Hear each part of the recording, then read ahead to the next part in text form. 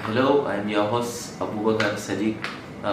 With my guest today is Mr. Yunana Eleja, a diplomatic and international consultant, aka Mr. Yes. He is also the CEO of MYYESMAN Limited, a consultancy firm for international organization, among other things. You're welcome, sir. Thank you very much. To begin with, I believe our audience want to know a little about you. What is your story? Well, thank you very much for this wonderful opportunity. My name is Mr. Yunana Eleja. You got it right. And most people know me as Mr. Yes. And I am from Kano State, born and brought up in Kondiga, to be precise, in the local government, Kano State. And I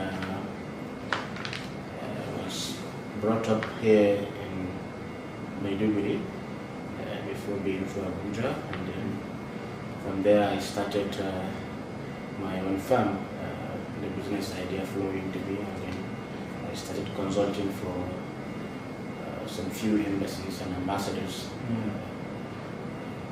across the nation and all of. Okay, sir, how did you become an entrepreneur from an ordinary boy from Kondiga to a millionaire fame? Well, yes, thank you very much again for this question. It all started when we were young in Kondiga. I've seen so many good leadership style coming up from Kondiga. I think during now he was a former senator, Kakamali Nyale. The exemplary leadership that he gave to Kondiga people, and from there it inspired me more. I have interest in going through CNN international news and then picking up interest and see how I will help humanity and to make not only Nigeria, where I come from, but Africa a better place. Okay, you have a role model who is a politician, Yes. and yet you are now an entrepreneur. Yes. What is your motivation joining entrepreneurship?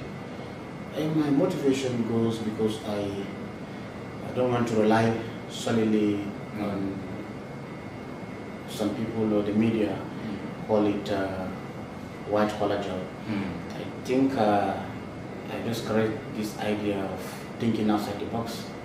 I think outside the box, and then I say, I think there is no need for someone to sit down and just.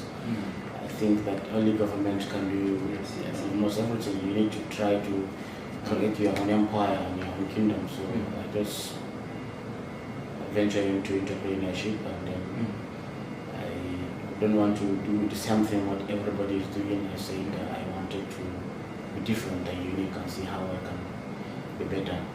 Okay, this is your company, MYYESMAN. Yes. Is there any attachment to the meaning of why MYYESMAN? Yes, MYYESMAN, it is an abbreviation of almost my identity. Oh. MYYESMAN comes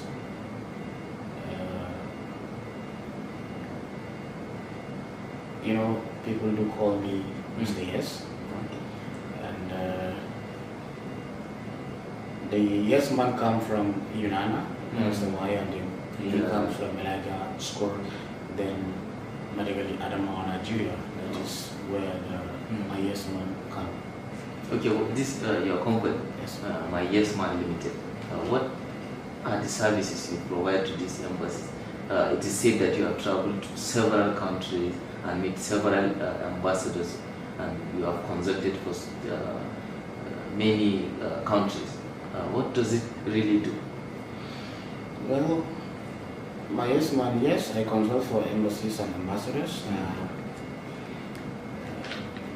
Some of the ambassadors are my friends, and then looking at the diplomatic world, how they represent their countries, and they are in another country, and which happens to be my country. Some of them are new. They would like to have some things, and then some kind of things they would like to be assisted with. And but the issue of trust. You don't know who to trust.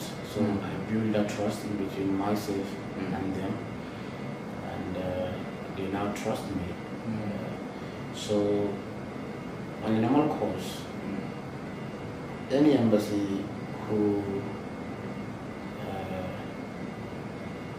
wanted to have a contract, I'll just give you a simple example. Let me say an ambassador wanted to meet the governor of a state in Nigeria. So you are a mediator between two parties? If you say mediator, I think it's a different version of English. It depends on how you understand it. But they would like to meet a governor of a state or something.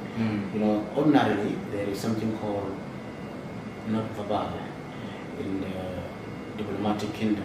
So it's a means of communication. So you have to, as an embassy, you have to communicate to the Ministry of Foreign Affairs, that is Nigeria, and then they are going to now connect, link your own letter to wherever you want.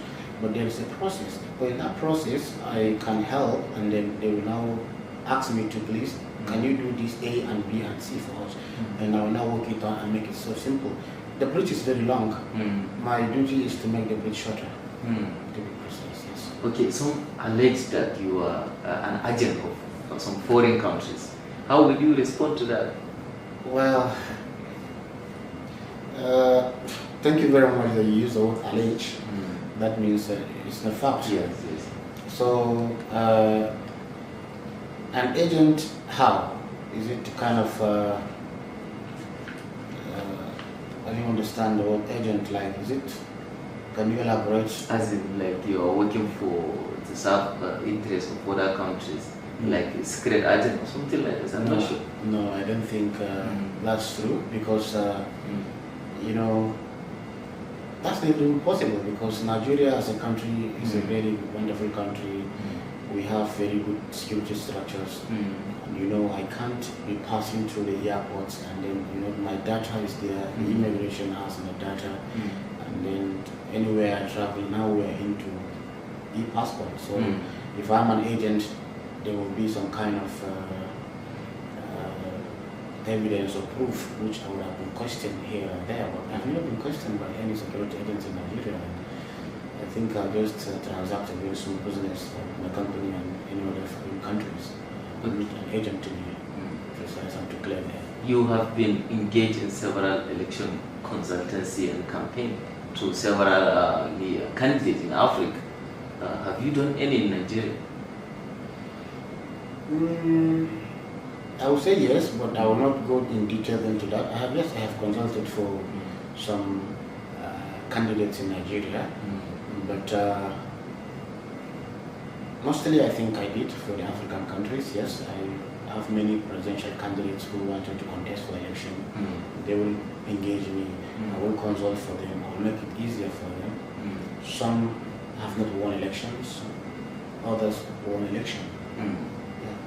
Okay, in this process of you as an individual, do you have interest in active politics? When I say active politics, I mean in a situation where you will contest for election and the rest.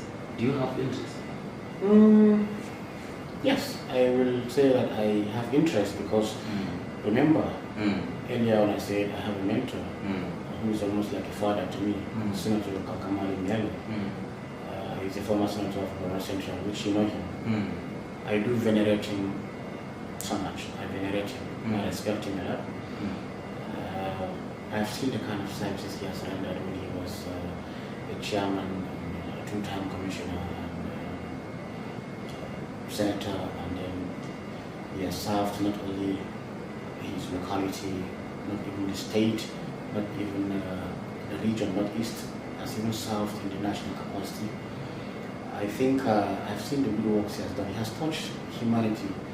He has built bridges across, and he has been the pillar for masses.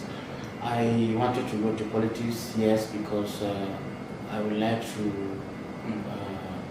change so many things, because I'm a fan of egalitarian government, whereby you will make things work for the common goods of everybody. And politics is not all about many things. Politics is all about just going there or invest there, be a politician, just to acquire wealth. And no, there are so many things that is attached to politics. In fact, everybody is supposed to be a politician, because without politics, I don't think it's going to work. Because if you say you don't want to be you don't want to be a politician, you don't want to engage yourself in politics, you're deceiving yourself.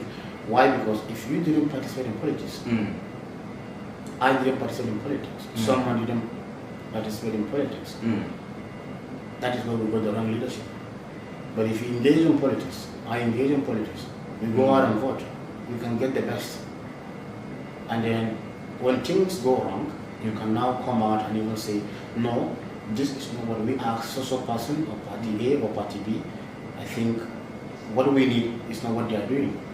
Next election, you can vote them out, and then you can get better results. It's all about being the best for the masses. And every masses in this world, be it in America where we copy the elections, everybody is focusing more to give out the best for the people. And every people want the best.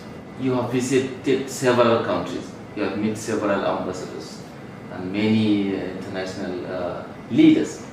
How can you rate the performance of this government and comparison with Nigeria?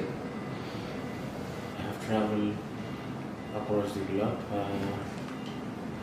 and I have met not one, not two, not three presidents and head of nations. I have met many, and I've met with some ministers among their cabinets. And yes, looking back home, I've traveled in Africa. I've seen the developments in Africa done by the governments of those nations, especially like Republic of Zambia, Republic of Guinea-Bissau. Though Guinea-Bissau has got a new leader in respect of President Embalo Sissoko. He succeeded President Jose Mariovas. Yesterday he came, and that was the first time there was a smooth transition of government in Guinea-Bissau.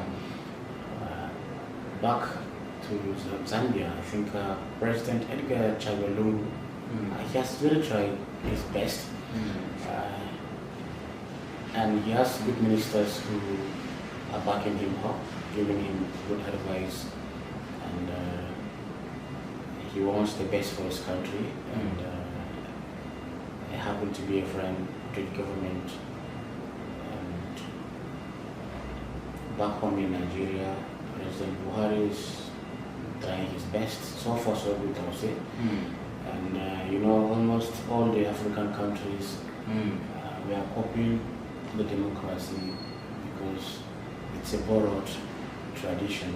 Whereas we borrowed it from America. America is where democracy has come from. And Buhari has been trying his best. In terms of security, he has tried. In terms of infrastructure, that is what people or the masses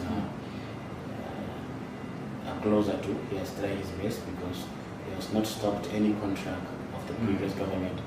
Rather, he said that later we continue in all the projects that have been going on in the previous administration. He has paid them off and asked all the contractors to be on site to finish all the works. And in terms of security, there are lapses here and there, but he's trying his best. And I think we are lucky here too that we have Governor, His Excellency of Governor Nazulum. He's trying to make sure that almost every IDP is back to his home. So if you look at Nigeria and other countries, yes, there is progress, but you know, we can't compare ourselves, Africa, with America. America has been in democracy for more than 3 decades or so.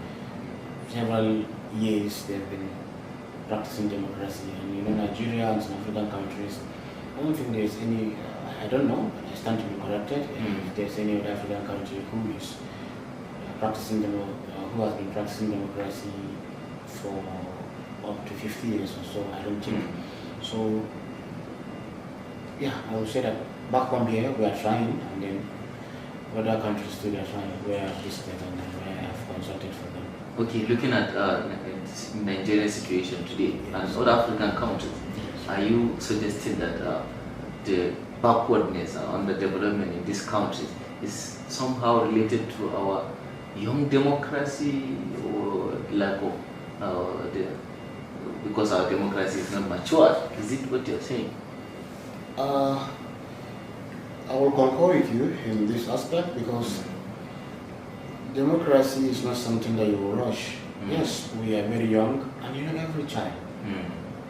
Once you will see a small boy who will be repeating a mistake again and again, and as he grows up, he becomes wiser, and then his sense of mentality and thinking is going to be more sharper as soon as his age grows. So I believe democracy in Nigeria and Africa, as we proceed and then as we grow as in years practicing it, the sky will be our limit. And I can give you an example. I don't know whether if you have visited Rwanda, but I was in Rwanda in Kigali. You will be shocked if you go to Rwanda. President Paul Kagame has transformed Kigali. And then even the Western media do call Kigali like Singapore of Africa or something. He has turned everything into technology in Rwanda. Look at Air Rwanda, look at things how it's moving, and they have one of the smartest city. So looking at South Africa, yes, South Africa has been a very big country in terms of democracy, and they already have a very good infrastructure on ground. But I can count on more and more many countries that are trying their best. Okay, let's talk about politics in our home state, Kano State, where you come from. We now have a governor, Professor who has gained a lot of acceptance from the public. So, how can you rate his performance 1 year into office? Yes, we have a new governor.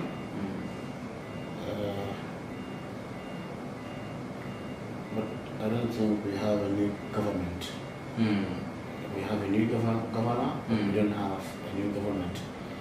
Why did I say so? Because Professor Babagana Zulu, the executive governor of Kano State, was once the commissioner of Governor Kashim Shatima. He has been part of the system. And then 50% to 60% of his commissioners are still from the previous administration. So I think the governor might be new in office, but the people around him are not new. So I think that was why he has good advisors among the commissioners. And that was why you see him, he's not even sitting down at his own safe corridor, the government house. He's always crisscrossing across Kano State, trying to make sure everybody, every citizen is safer, or trying to see how he can make better the lives of the citizens of Burma in terms of returning the IDPs to their home. So I think he's trying, but let's give him a chance. 1 year, you can't elect a governor for 1 year. I suggest maybe we can have time like this to discuss after 2 years. But he's trying. So far, so good. Okay, they said charity begins at home, and you are said that you have interest in politics, in active politics. So what are your future prospects in politics in Borno State? Thank you very much. I will be glad if I will be given an opportunity to prove my mettle, but I don't think, Borno is home, but originally I'm from Adamawa State. Borno is home. I was born and brought up here, but it all depends. If given the opportunity, I will use my vast experience of traveling abroad, meeting the presidents of nations, with some Chinese investors that I have and friends across Africa and Asia. I will use that opportunity to boost the economy of my state and bring more development to my state. Yes. Okay, you're a friend to so many countries, particularly China. You're a good friend of China, they say. How can you use this, your contact and connection with these foreign nations to bring development in Borno State, assuming you are given an opportunity to serve? Yes, thank you very much. I will use these contacts to call them home, and I can even organize a meeting for them to meet His Excellency the Governor. Like I can ask them to come sit down in Borno State. We have so many opportunities in Borno State, minus the security situation. In terms of infrastructure, we can boost it up, and then not only them, it's going to be a win-win situation for both the people and the governments and even the country at large. So the prospect that I will bring to the table to Borno State as a state where I was born and brought up, so many, not that many. Yes, like infrastructure. I can organize. We can have a very good progress in infrastructure, because we do have infrastructural deficit in Borno State. Looking at some of the roads, yes, the governments have tried. They have tried to see how they can take democracy to the doorsteps of the people, but we are still lacking behind in terms of security aspects. And then I think I can still try my best in terms of that. We can work out together, whether it is with international countries and international organizations who are into security. And then I have a very close friend who is in charge of security fund in China and Japan. We can work together with the governments of that country to see how we can boost our security, because that's a top priority of Governor Zulu. Security, infrastructure, education, I think, and maybe let's add agriculture. So I think in that aspect I can try. Okay, as a youth, Yes. we have so many youth who have this clash of interest of whether to go into entrepreneurship, and some have interest in politics. You reaching to this milestone in this young age, how can you advise them? Thank you very much. I would advise them to always pursue their career. There's many ups and there's many downs. Don't stop. Keep pushing. There is no limit to what you can achieve if you believe. I believe in what I'm doing, and I succeeded in my own aspect, and then in a different area. Before I reached to this niche, I think the main reason is I never give up. So I think I will use this opportunity to even ask the fellow youth to not always think that only the government will provide solutions to me. You can still be the solution to the government. Look at where I am. I push it, and I happen to be a solution to many governments and many nations across, not only Africa, but across the world. Okay, what is your ambition going forward? My ambition going forward in respect of business or in respect of politics? Which one? Well, in entrepreneurship, to be precise. Yes, in entrepreneurship, my ambition is to be in Forbes list, to be like Jack Ma, to be like Funny Ma. I don't know if you know Funny Ma of China too. The CEO of Transcend, to be like Mark Zuckerberg, and so on and so forth. You know, I wanted to bring change and impact to humanity. That's it. If looking at where I am today, I I will even say I give God the glory and I thank God for where I am. But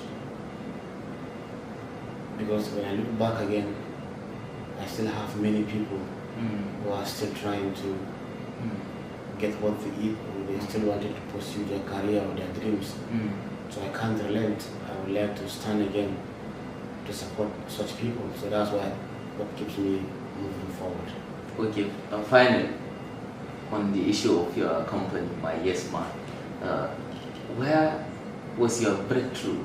Every person has a breakthrough. Were you lifted by someone, or it's just a day-to-day hard work that leads to that, where you are today? Yes, I will not lie to you. I will emphasize on this word. There is no any breakthrough without someone breaking that stone for you ahead of you. Definitely, I have people who I look up to, who in their own aspect and in their own field they have succeeded, and they supported me, and I followed them. They're like my brothers, and today's history. I will salute His Excellency Ambassador Solomon Jerry. I will salute Dr. Fernando George Almada of Guinea-Bissau.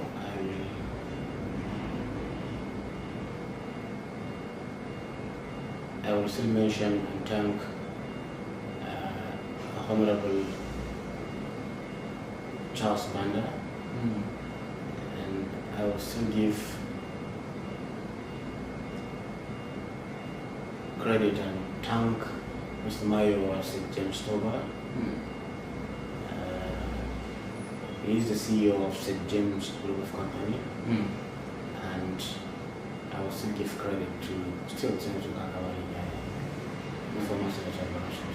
Okay, thank you very much for being with us. Thank you very much. Okay, viewers, this is where we come to the end of this program with my guest, Mr. Yunana Elijah, a young and vibrant entrepreneur who also has future ambition in politics. I hope you have learned a lot from his vast experience in international consultancy, among other things. Goodbye.